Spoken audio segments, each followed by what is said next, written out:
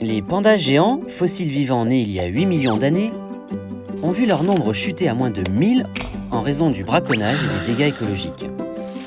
Heureusement, depuis les années 80, le nombre de pandas sauvages en Chine augmente régulièrement. La Chine ne sauve pas seulement les pandas.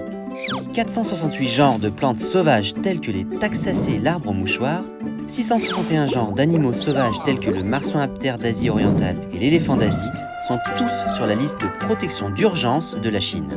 Que fait la Chine pour protéger la biodiversité ? Les forêts, l'écosystème terrestre le plus abondant, sont bien protégés.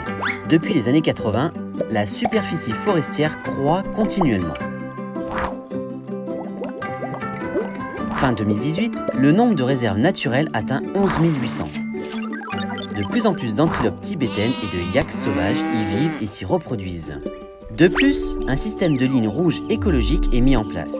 La part des zones protégées représente environ 25% du territoire national, comprenant les zones ayant des fonctions écologiques et les zones écologiquement fragiles.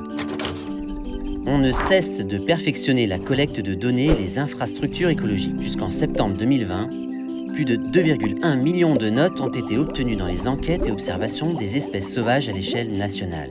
Plus de 510 000 ressources génétiques de cultures et plus de 12 000 semences sont conservées. La coopération internationale est indispensable pour la préservation de la biodiversité. En mettant en place une série de mécanismes de coopération multilatérale, la Chine s'engage à travailler main dans la main avec la communauté internationale. Respectons la voix de la nature. Protégeons notre belle planète. Nos efforts à tous sont nécessaires. Préservons ensemble la beauté de la diversité. Rejoignez-nous maintenant.